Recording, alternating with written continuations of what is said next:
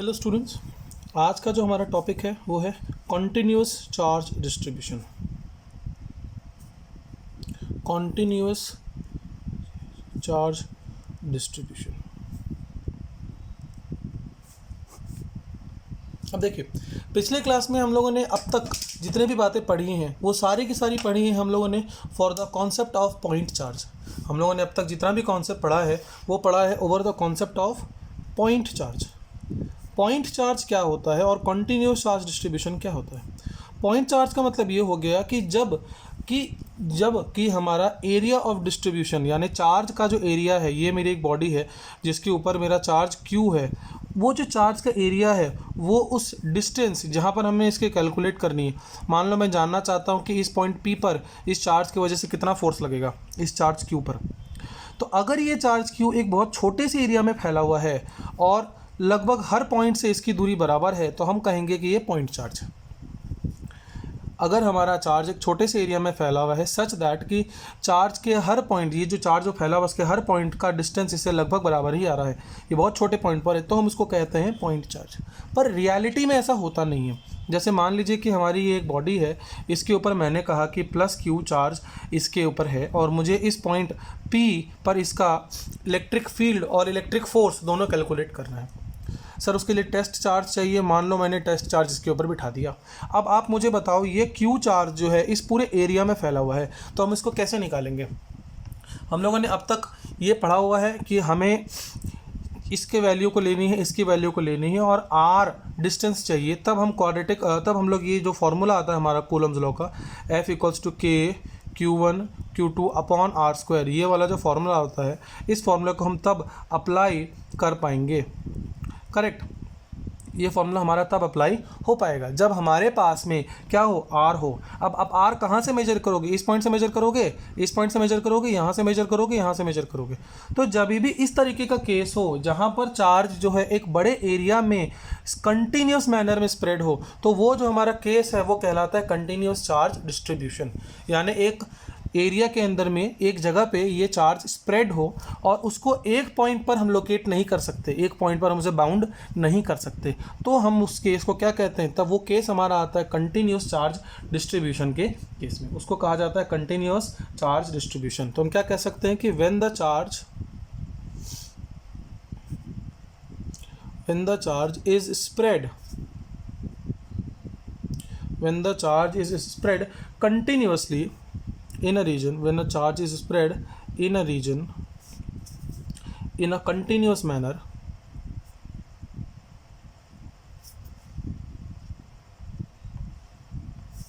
it is called continuous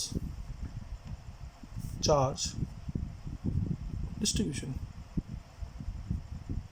इसकी एक सबसे खास बात ये होती है कि हम इस पूरी बॉडी में कोई एक ऐसा पॉइंट नहीं ले सकते जहां पर हम मान लें कि हमारा पूरा चार्ज लोकेटेड है और उस पॉइंट से हम R की वैल्यू को लेके कैलकुलेशन कर लें। We can not find a single point where we can consider the whole charge is located and we can take this formula from that point.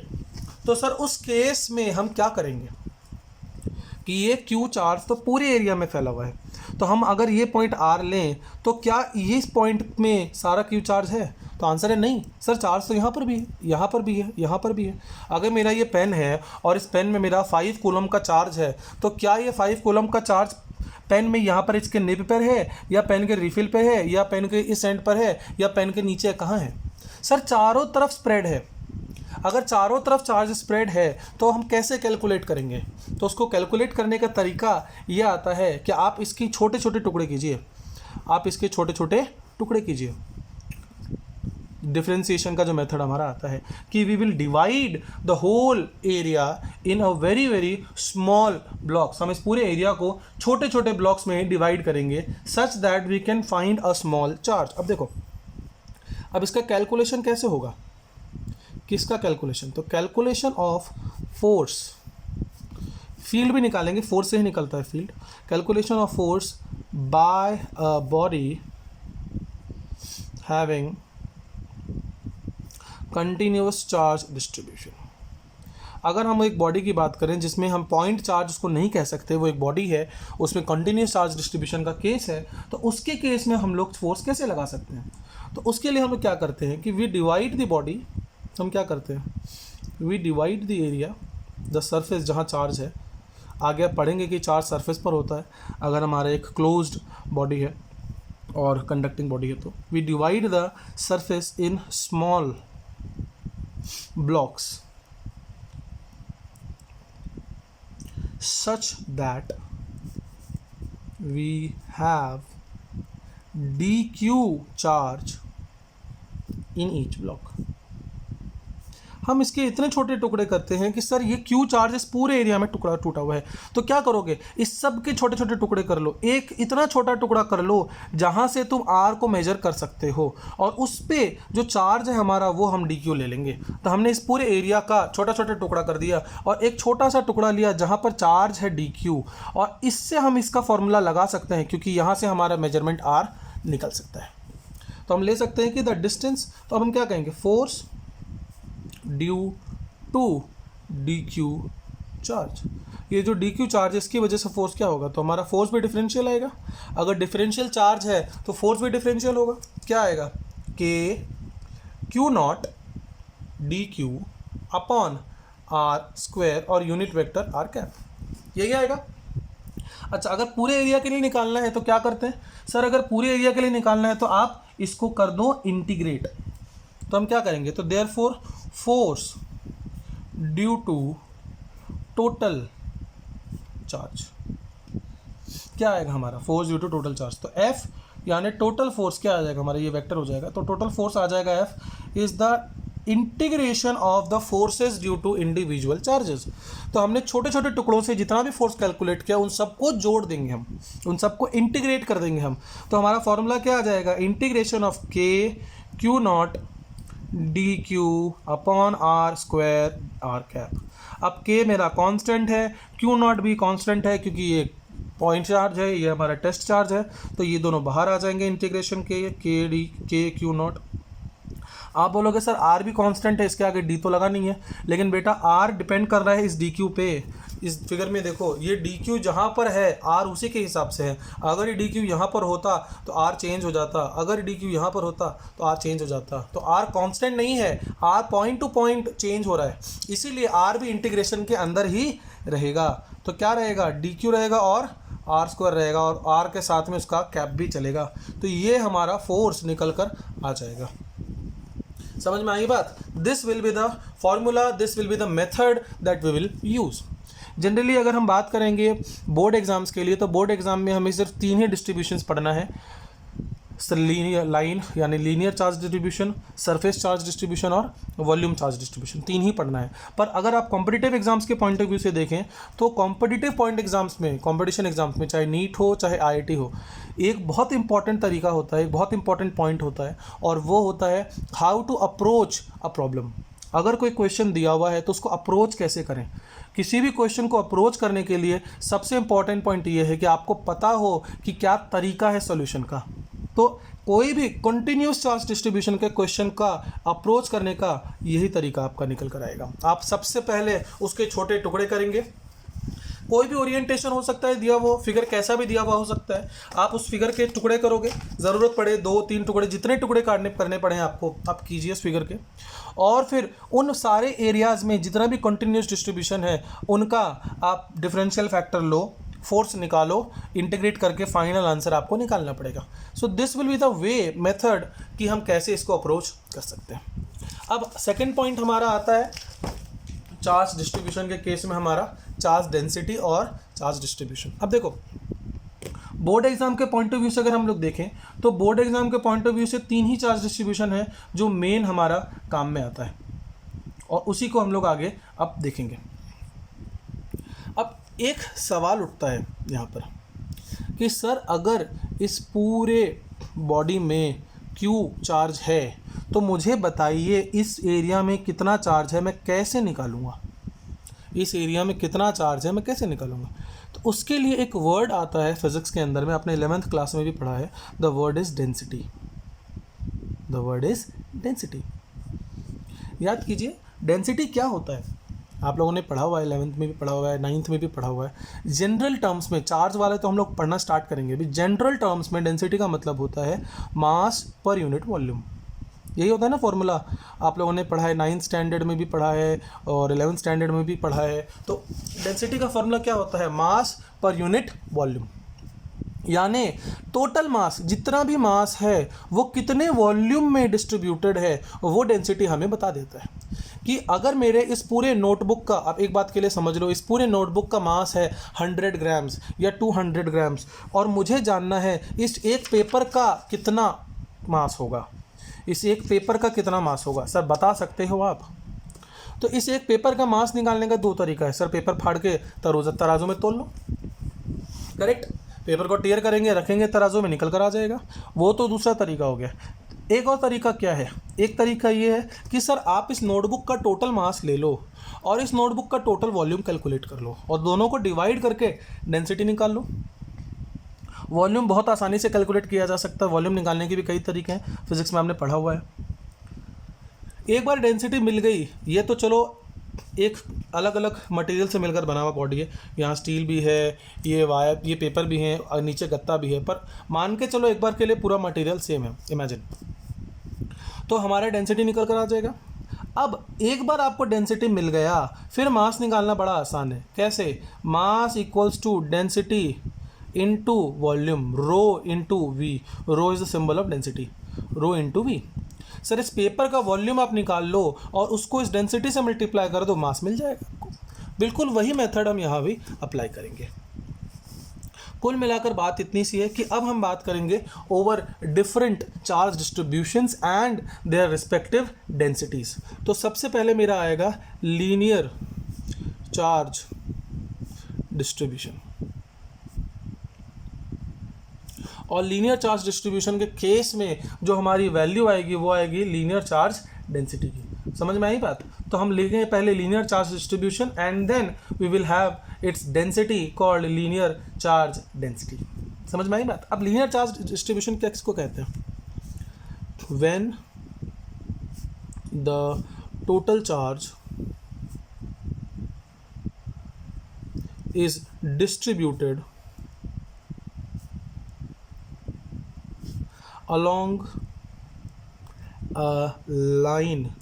Line का मतलब क्या हुआ यहाँ पर? यहाँ पर लाइन का मतलब हो गया वन डायमेंशनल कर्व। लाइन ले लो या कर्व ले लो, लाइन वैसे कर्व भी होता है, स्ट्रेट भी होती है, लाइन ले लो, वन डायमेंशनल कर्व या curve, then it is called linear charge distribution. यहाँ पर ये लाइन जो है स्ट्रेट लाइन भी हो सकता है या हमारा 1D कर्व भी हो सकता है, वन डायमेंशनल कर्व भी हो सकता है या फिर हमारा लाइन भी हो सकता है। अब ये हमारा कहता है लीनियर चार्ज डिस्ट्रीब्यूशन। जैसे ये मेरा एक वायर है जिसका लेंथ कुछ भी हो सकता है और इस लंबे चौड़े वायर के अंदर में हम लोगों ने क्या किया है? हम लोगों ने इसमें चार्ज डाल रखा है। जैसे ये प्लस चार्ज है हमारा, ये पूरे वायर में हमारा प्लस चार्ज डिस्ट्रीब्यूटेड है चारों तरफ, और ये वायर और भी लंबा है, कंटिन्यूस है, कुछ कितना भी लंबा हो। तो हमें निकालना है इस वायर का वैल्यू, इस वायर की वजह से कितना फोर्स लगेगा और सारा कुछ। तो अब इसके लिए हम लोग क्या डिफाइन करते हैं? इसके लिए हम लोग एक क्वांटिटी डिफाइन करते हैं जिसको कहते हैं लीनियर चार्ज डेंसिटी। इसके लिए हम लोग इस क्वांटिटी को डिफाइन करते हैं क्या? लीनियर चार्ज डेंसिटी यानी लैम्डा। लीनियर चार्ज डेंसिटी यानी लैम्डा। समझ में आई बात? Linear charge density. Linear charge density का मतलब हो गया लैम्डा, लैम्डा का मतलब हो गया चार्ज पर यूनिट लेंथ। तो हम इसको कह सकते हैं it is defined as total charge per unit length. ऐसे इसको लिख सकते हैं चार्ज पर यूनिट लेंथ या total charge upon total length. तो हम लोग क्या कह सकते हैं इसको? चार्ज पर यूनिट लेंथ, यानी lambda equals to total charge upon total length. तो हमें निकल कर मिल जाएगा, ये क्या मिल जाएगा? लैम्डा मिल जाएगा। सर अगर हम लोग एक डिफरेंशियल लेंथ लें तो, अगर हमने इस छोटा सा लेंथ हमने लिया dl और इस dl के ऊपर जो चार्ज मेरा वो है dq, तो क्या लैम्डा मेरा आएगा सेम? तो बेटा अगर ये यूनिफॉर्म डिस्ट्रीब्यूशन है, हमारा पूरा कॉन्सेप्ट यूनिफॉर्म के ऊपर है, तो यूनिफॉर्म अगर डिस्ट्रीब्यूशन है तो ये dq अपॉन dl की वैल्यू भी यही आएगी जो लैम्डा की वैल्यू ऊपर आई थी।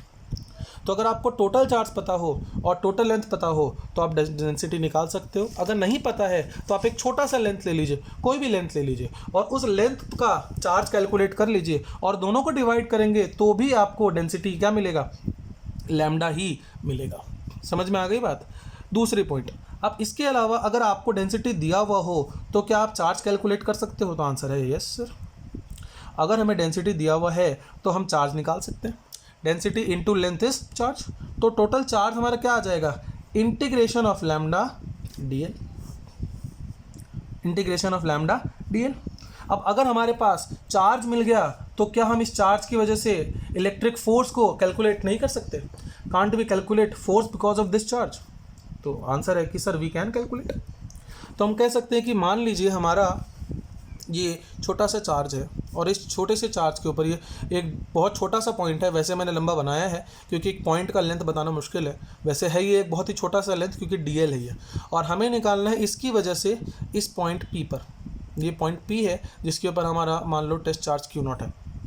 हमें निकालना है इस पॉइंट पर इलेक्ट्रिक फोर्स कितना होगा इस पूरे वायर की वजह से। तो पहले हम क्या करेंगे, तो मैंने आपको बताया था जब भी एक लंबा चौड़ा वायर हो या डिस्ट्रीब्यूशन हो तो सबसे पहले इसका एक छोटा सा एरिया लिया जाता है, छोटा सा एक यूनिट लिया जाता है और उसके लिए निकाल के इंटीग्रेट करते हैं। तो हम ले सकते हैं क्या, यहाँ पर हम ले लेते हैं इसको कि electric force due to d q charge क्या होगा, बताओ तो जरा। इलेक्ट्रिक फोर्स क्या होगा हमारा, तो हमारा सर डी एफ होगी, वैल्यू क्या आएगी, k q naught d q upon r square. R cap लेना चाहो ले लो, कोई दिक्कत नहीं है, वेक्टर फॉर्म में लिखेंगे हम लोग। अब डी क्यू की जगह क्या लिखोगे, यहाँ लैम्डा डी एल लिखोगे, लिख लो। तो डी एफ क्या आ जाएगा हमारा, डी एफ हो जाएगा k q naught lambda d l upon r square, और यहाँ क्या आ गया हमारा आर कैप। आया ये चीज़, तो ये वैल्यू हमारी आ गई। अब अगर हमें टोटल फोर्स निकालना है तो टोटल फोर्स क्या आएगा बताओ मुझे। टोटल फोर्स यानी F will be equal to the integration of this whole value will be equal to K बाहर आ जाएगा, Q नॉट बाहर आ जाएगा, और हमें क्या मिलेगा, हमें इसका इंटीग्रेशन मिल जाएगा। Integration of lambda d l upon r square और आर कैप, और ये इंटीग्रेशन हो जाएगा over the whole length L। यहाँ L लिखने का मतलब हो गया integration over the whole length L। ये पूरे लेंथ के लिए हमारा इंटीग्रेशन आ जाएगा वैल्यू। समझ में आई बात। तो ये हमारी वैल्यू इसकी निकल कर आ जाएगी। तो अगर लेंथ वाले क्वेश्चन होंगे तो हम इस तरीके से इसको कर सकते हैं। अब अगर ये चीज़ आ गया तो हमारा यूनिट क्या आएगा, तो यूनिट ऑफ लैम्डा, शॉर्ट में लिख लेता हूँ लैम्डा क्या आएगा। तो सर लैम्डा का फॉर्मूला होता है क्यू बाई एल। क्यू का फॉर्मूला होता है कूलम और एल का होता है मीटर। तो कूलम्स पर मीटर इसका यूनिट हो जाता है, कूलम्स पर मीटर, ये वैल्यू इसकी आ जाती है। कोई कन्फ्यूजन? एक पॉइंट और हम लोग ले सकते हैं कि सर रिंग के केस में क्या हो जाएगा, डेंसिटी बताओ मुझे। अगर रिंग है, रिंग का लेंथ है एल, रिंग जो है रिंग का रेडियस है आर, तो हम लोग इसके केस में क्या कह सकते हैं, तो एल की जगह पे आप क्या लगा दोगे 2πr, और 2πr लेके आप लैम्डा की वैल्यू कैलकुलेट कर सकते हो। तो अगर कोई क्वेश्चन आएगा वैसा तो हम देख लेंगे आगे। समझ में आ गया। ये हो गया हमारा लीनियर चार्ज डिस्ट्रीब्यूशन। अब हम चलेंगे सरफेस चार्ज डिस्ट्रीब्यूशन पे। अब आता है हमारा सेकंड पॉइंट और वो आता है surface charge distribution. Surface charge distribution, surface charge distribution का मतलब एक पर्टिकुलर सरफेस पर, जैसे ये नोटबुक का पेज है, इस पेज पर मैंने चार्ज को स्प्रेड कर दिया यूनिफॉर्मली, तो वो जो डिस्ट्रीब्यूशन होगा वो कहलाएगा सरफेस चार्ज डिस्ट्रीब्यूशन। आप यहाँ बैठे हो, सामने में वॉल है आपके, उस वॉल पे, पूरे वॉल पे अगर मैं स्प्रेड कर दूँ चार्ज को, तो वॉल का जो बाहरी सरफेस है वो एक सरफेस बनता है हमारा, तो उसका डिस्ट्रीब्यूशन कहलाएगा सरफेस चार्ज डिस्ट्रीब्यूशन। तो हम कह सकते हैं it is the charge distribution, it is the charge distribution over a space, over a surface in a space।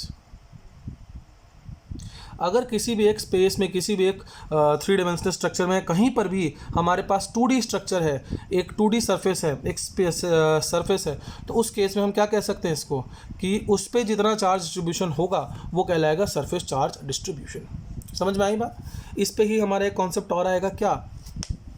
Charge density, surface charge density, surface charge density. Surface charge density का symbol है sigma, this is the symbol. क्या होगा ये? Surface charge density को हम लोग define कर सकते हैं कि charge per unit area, it is defined as charge per unit area. यानी इस, अब देखो, अगर पूरा नोटबुक है और पूरी नोटबुक में चार्ज है Q कूलम्स, तो हमें पता लगाना है कि एक यूनिट एरिया में, एक छोटे से एरिया में कितना होगा। तो क्या करोगे? तो सर पूरे चार्ज को पूरे एरिया के साथ में डिवाइड कर दोगे। तो अगर हम पूरे चार्ज को पूरे एरिया से डिवाइड कर देंगे तो हमारा सिग्मा का वैल्यू मिल जाएगा। सर अब हमारे पास पूरा एरिया तो नहीं है, छोटा सा एरिया है, क्या करें? तो बेटा अगर छोटा सा एरिया है, ये पूरा का पूरा सरफेस है, इसका एक छोटा सा एरिया आपने ले लिया DS, तो मैं कहूँगा अगर आपके पास ये छोटा सा एरिया DS है तो आप उसी का निकाल लो। तो हम क्या कह सकते हैं कि for DQ charge on DS surface, अगर मान लो आपके पास एक छोटा सा सरफेस है DS और उसके ऊपर जो चार्ज है वो है DQ, तो उससे हम सिग्मा भी डिफाइन कर सकते हैं कि density will be equal to DQ upon DS, where DQ by DS is the density. DQ मतलब डिफरेंशियल चार्ज जो कि डिफरेंशियल सरफेस के ऊपर हमारा है।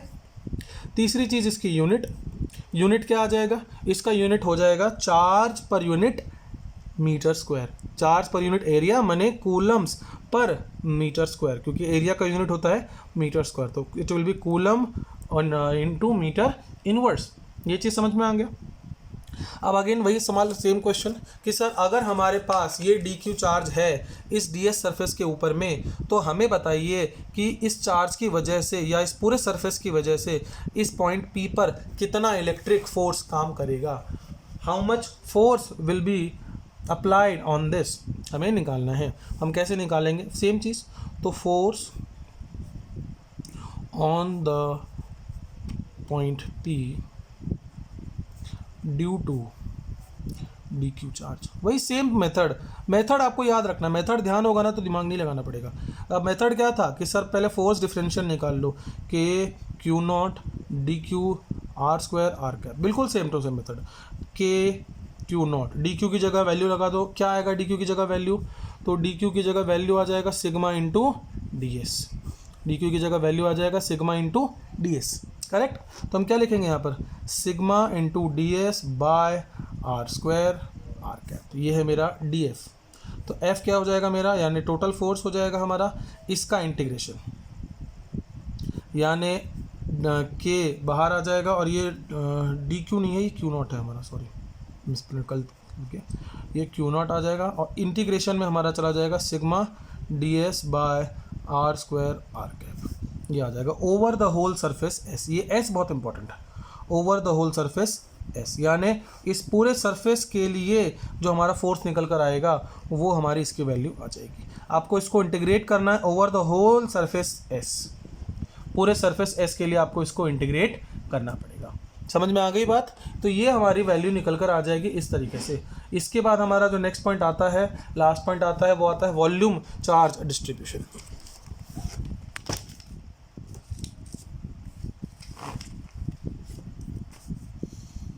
Volume charge distribution. अब वॉल्यूम चार्ज डिस्ट्रीब्यूशन में क्या होगा? अब मान लीजिए कि हमारे पास एक ग्लास पानी है और उस पानी के अंदर में पूरा का पूरा चार्ज है, the water is completely charged, just imagine. तो उस पूरे वाटर के अंदर में अगर हमें एक बूंद लिया, उस एक बूंद में कितना चार्ज है, कैसे निकलेगा? उसके लिए हम लोग लेंगे वॉल्यूम चार्ज डिस्ट्रीब्यूशन, क्योंकि the charge is distributed over a whole volume, over a whole space, एक पूरा का पूरा रीजन जिसका एक वॉल्यूम होगा उसमें डिस्ट्रीब्यूशन है। तो हम क्या कह सकते हैं कि it is the charge distribution, it is the charge distribution spread, फैला हुआ है कहाँ, ओवर अ 3 डायमेंशनल वॉल्यूम, यानी एक जो हमारा वॉल्यूम होता है वो, तो इसको हम लोग क्या कहते हैं, volume charge distribution over a 3 dimensional volume, या यूँ समझ लो एक वॉल्यूम के अंदर में है ये चीज़। अब इसके केस में हमारा जो एक पॉइंट आएगा वो आएगा volume charge distribution, volume charge density का, वॉल्यूम चार्ज डेंसिटी, जिसका सिंबल आता है हमारा रो, ये वॉल्यूम चार्ज डेंसिटी। अब वॉल्यूम चार्ज डेंसिटी क्या होगा, तो बहुत ही सिंपल है, it is defined as charge per unit volume, charge per unit volume. आप चाहो तो ये लिख सकते हो कि चार्ज पर यूनिट वॉल्यूम हमारा आ जाएगा। तो हम क्या कह सकते हैं कि टोटल चार्ज अगर हमारे पास है मान लो Q और उसका टोटल वॉल्यूम है V, तो वो हमारे क्या निकल कर आ जाएगा, रो के बराबर आ जाएगा। और अगर हमारे पास कि हम क्या कह सकते हैं कि इफ़ एट अ पॉइंट, एक पॉइंट पर हमारे पास है dq चार्ज इज कंटेन्ड, अगर dq चार्ज हमारा कंटेन्ड है किसके अंदर में, इन dv वॉल्यूम, अगर dv वॉल्यूम के अंदर में dq चार्ज कंटेन्ड है, तो dv वॉल्यूम हो गया मान लो एक बूंद, और उसके ऊपर जो चार्ज है वो dq चार्ज है, तो डेंसिटी क्या आ जाएगा हमारा, वो आ जाएगा dq अपॉन dv, कोई दिक्कत नहीं है।